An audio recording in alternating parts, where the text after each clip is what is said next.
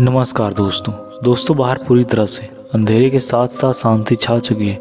तो चलिए आज की बेहतरीन कहानी को शुरू करते हैं। ये कहानी है तीन दोस्तों की, हर्ष, मोहित और विवेक की, जो राजस्थान के एक छोटे से गांव से एक दूसरी जगह गए हुए थे।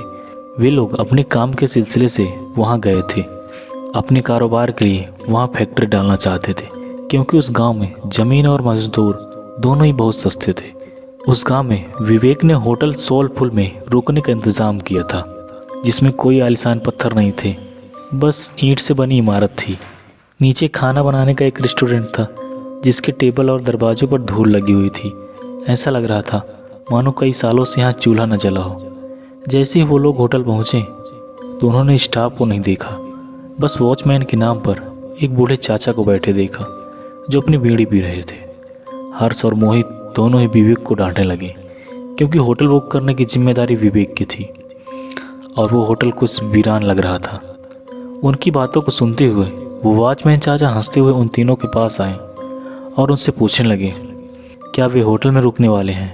उन तीनों ने हाँ में सर हिलाया और चाचा जोर जोर से हंसने लगते हैं। हंसते हंसते फिर उन्होंने चलना शुरू कर दिया। कुछ गुनगुनाते हुए वो वहाँ से चले गए। उन तीनों ने वॉचमैन चाचा को पागल समझकर उनकी बातों पर ध्यान नहीं दिया। तभी रिसेप्शन पर एक आदमी आया, लंबा सा, घनी दाढ़ी वाला। उसने उन्हें रूम की चाबी दे दी। वे लोग ऊपर अपने कमरे में गए। उन्होंने अपना अपना सामान रखा और कुछ देर आराम करने लगे। हर्ष को अचानक प्यास लगने लगी। कमरे में पानी नहीं था। हर्ष जैसे ही पानी लेने कमरे से बाहर निकला, उसे पायल की झंकार सुनाई दी। ऐसी आवाज़ जैसे कोई पायल पहनकर भाग रहा हो। हर्ष डर गया। उसको ये बात बेहद ही अजीब लगी, क्योंकि उसको होटल में कोई और नज़र नहीं आ रहा था।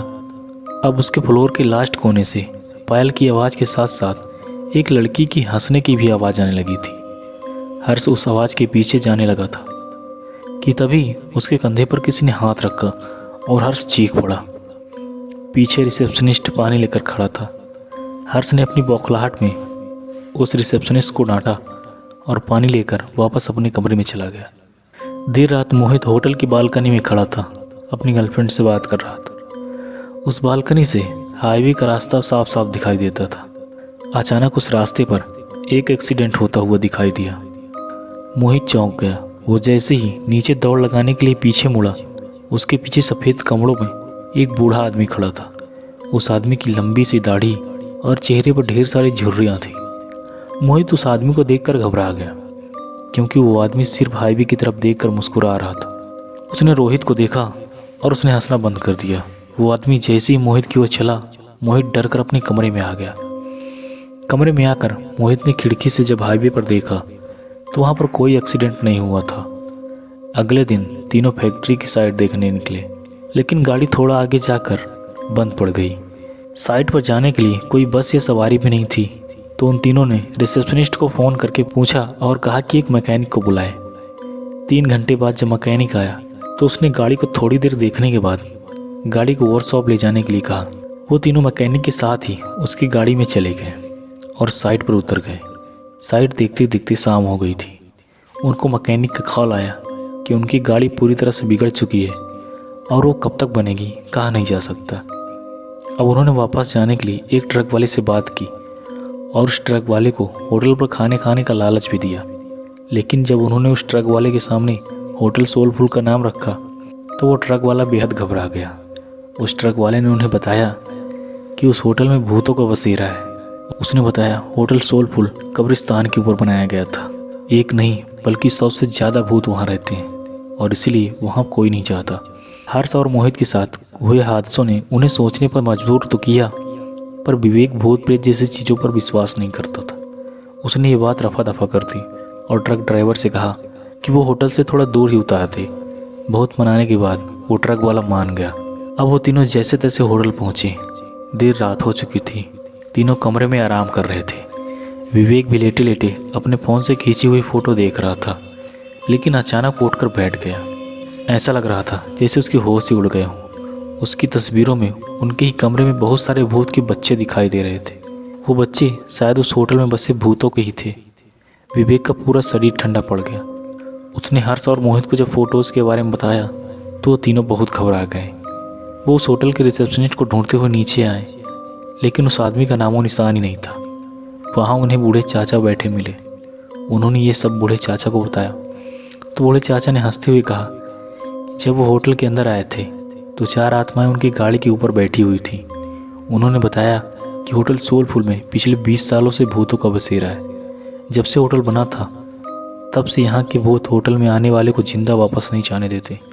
किसी को एक्सीडेंट करवा देते हैं तो किसी को आत्महत्या करने पर मजबूर कर देते हैं। फिर उन्होंने होटल की बालकनी की ओर इशारा करके बताया, वहाँ देखो, वो सफ़ेद कुर्ते में एक बूढ़ा आदमी खड़ा है।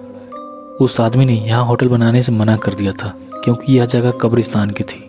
लेकिन कुछ महीनों बाद होटल के सामने वाली रोड पर उसका एक्सीडेंट हो गया और उसकी मौत हो गई थी। और आखिर में उन्होंने बताया कि उनकी गाड़ी नहीं ठीक होने वाली। वो गाड़ी अपने साथ कई साए ले गई थी। होटल में रहने वाले उन बच्चों की आत्माओं को वो गाड़ी पसंद आ गई और शायद इसीलिए वो तीनों अभी तक जिंदा भी हैं। उस बूढ़े आदमी ने उन तीनों को अपनी जान बचाकर भागने को कहा। ये सब सुनकर उन तीनों के पसीने छूट गए। उन्होंने फैसला किया कि अभी के अभी होटल से निकल जाएंगे। वो तीनों अपना अपना सामान लेकर निकल ही रहे थे कि तभी उन्हें वो रिसेप्शनिस्ट मिला। वो तीनों उसे धक्का मार के वहाँ से तेज़ी से भागे। हाईवे पर आकर वो तीनों जा रही गाड़ियों से लिफ्ट मांगने लगे, लेकिन कोई गाड़ी रुकने का नाम ही नहीं ले रही थी। तभी वो रिसेप्शनिस्ट भागते उनके पास आया और उनसे पूछा कि वे लोग भाग क्यों रहे हैं। रिसेप्शनिस्ट उन्हें वापस से होटल में जाने को कहने लगा और अचानक से हवा के झोंके में उसका मफलर उड़ गया। उन तीनों को उसके गले पर फांसी के फंदे का निशान दिखाई दिया। उन तीनों के पैरों तले जमीन खिसक गई थी। वो समझ गए थे कि यहाँ सभी मर चुके हैं, कोई भी जिंदा नहीं है। तीनों डर के मारे हाईवे के रास्ते पर भागने लगे थे।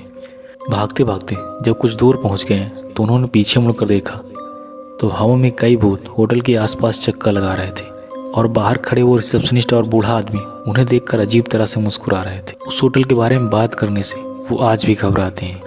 उनकी जान तो बच गई थी, पर जिंदगी भर के लिए उनके मन में एक डर बैठ गया था कि सच में भूत प्रेत जैसी चीज़ें होती हैं। तो दोस्तों, ये थी कहानी। आपको कैसे लगी कमेंट में ज़रूर बताएं। बाकी मिलते हैं नई कहानी के साथ। तब तक के लिए जय हिंद, जय भारत।